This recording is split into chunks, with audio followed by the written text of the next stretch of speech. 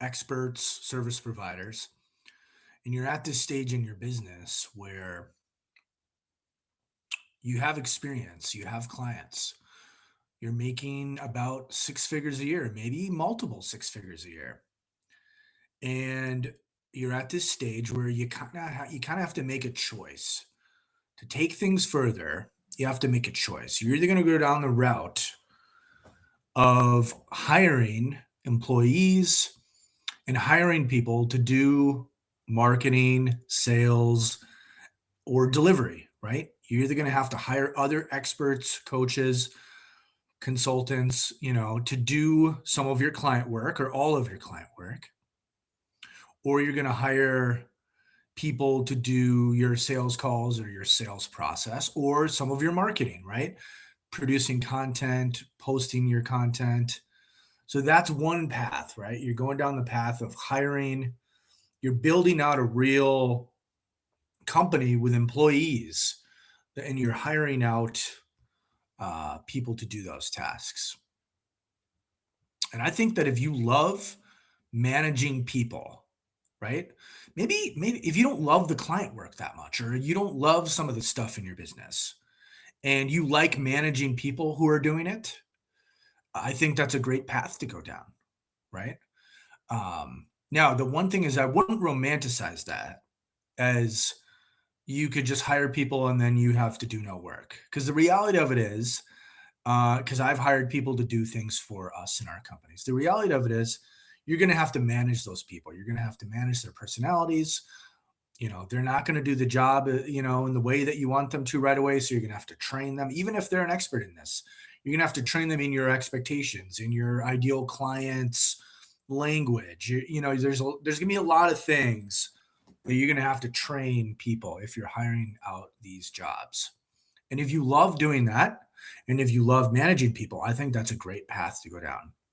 For myself and my wife, as we've owned our businesses together for almost 20 years now, we went a completely different path. So we were at that stage where, you're making six figures, you're making multiple six figures a year. And again, the one path is you start hiring things out. The other path is to really look at your business and your business model and your offers and your sales process and how you're delivering your services, and structure all of it in a way so that one person can run your business, um, with marketing, sales, delivery, right? Because there's a way to structure your business from your offers to your delivery to your sales process, where one person can actually work part time running the business, serving clients. Because for me, and a lot of the experts I work with, that your purpose on earth is transformation of your clients, right? That's what you love doing. That's what you're put on this earth to do. And so you like working with the clients. Now, you might not want to work with, a ton of clients a week, right? You probably want to have some downtime, some personal time. Like, you don't want to be forced to work with a ton of clients one on one or anything like that. And you probably want to work with the clients you love working with, right? You don't want to work with a bunch of clients that are frustrating, or just aren't clients you really want to work with. So that's important. But there is another path where you're not outsourcing things, you're not hiring out all these marketing, sales, or delivery things, and you just set up your business in a way, from your offers to your delivery to your sales process, that is very streamlined, and it sets you up to mostly do client work at the highest level and be able to run your coaching expert service based business, with just one person working, not even full time, working part time. That is possible. That's what I've created, figured out over the last 20 years how to do that. So if that's something you'd like to do, reach out to me. I'm happy to talk you through it. Um, what I wanted to talk to you about was, when we were, my wife and I opened a brick and mortar therapy practice when we were starting, because we got our doctorates in psychology and we were therapists, and we We opened a brick and mortar therapy practice in Southern California. And at the same time, we opened a coaching practice virtually online. And our coaching practice was helping people with dating and relationships because this was our specialty from our doctorates to the experience we had as therapists. It was with relationships. So this is what we were doing. And I don't recommend starting two businesses at once when you know nothing about business. We knew nothing about business at the time. All we knew was about how to help people change their lives. So we really had to learn the business side of things through trial and error, through making a lot of mistakes. And so in the coaching business, we started to run ads to get clients. And there came a point where and this was my part of I was running the ads. I was making the creatives, writing the copy and running the ads. And my wife was doing other parts of the business. So, and I was primarily using Facebook ads. I had tried some Instagram, some Google, some YouTube, but I was mainly running Facebook ads. And at a certain point, I got pretty good at it, where we were running Facebook ads, and I would know that, whatever, for every dollar we spent, we weren't going to lose money. We weren't going to lose much money, right?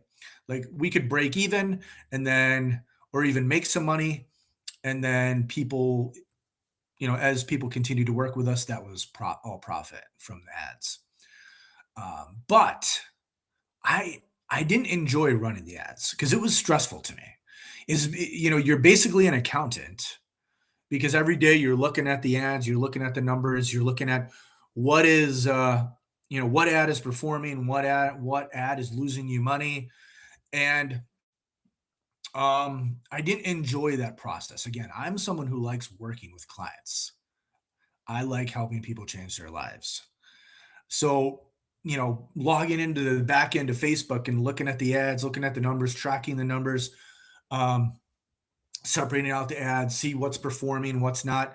That's not something I really enjoyed doing. And especially as the amount got higher and higher, because we started to be able to spend money on ads and make money back from that. So at one point, we were at $10,000 a month on ad spend, which for some of you, that is like, seems crazy high. And for some of you, if you're if you're an ads expert, that seems pretty low actually. But for us in our style of business, that's a lot of money, $10,000 a month spending on it on ads.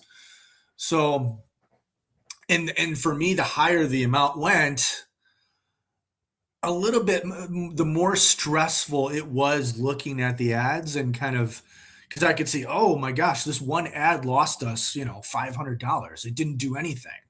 And this other ad made us this much money. But so, and the dollar amounts just kind of kept going up. So I did not enjoy that process, and I will admit that. Um, I enjoy doing, getting clients in other ways, plain and simple.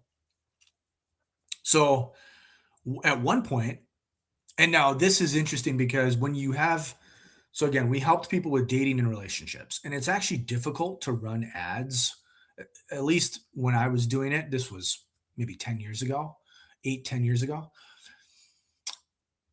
When you were running ads on Facebook and you helped people with dating and relationships, a lot of your ads would get flagged and shut down because they were very paranoid. They didn't want like solicitation, people on Facebook soliciting for certain things.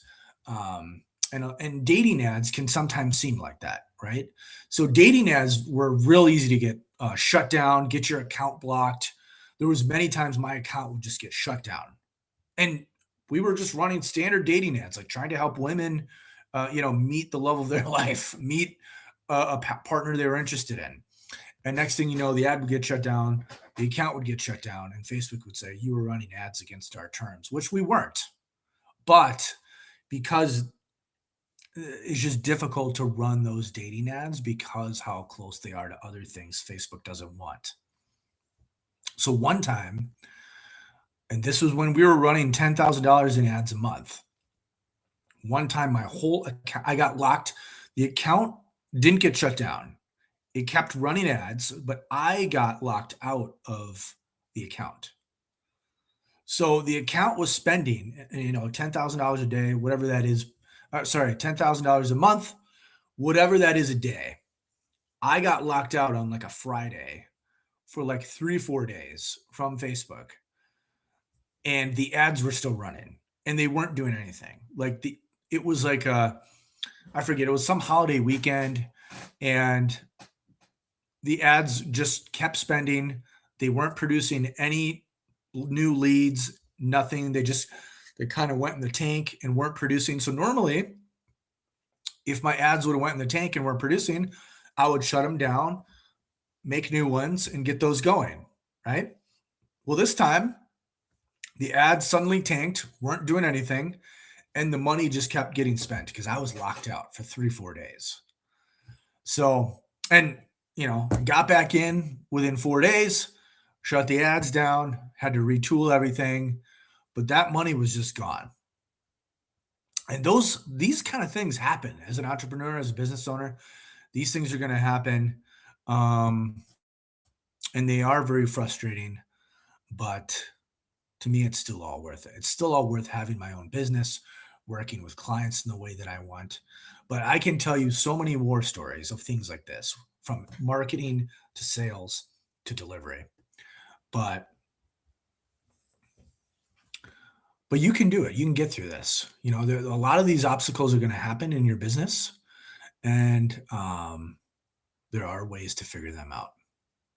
But yeah, if you'd like to figure out how to run a one person business where you're working part time and you're able to sell out your highest value work, um, while working with clients that you love, reach out to me. I'm happy to talk to you and talk you through what maybe some of your next steps are or what your options are to be able to do that.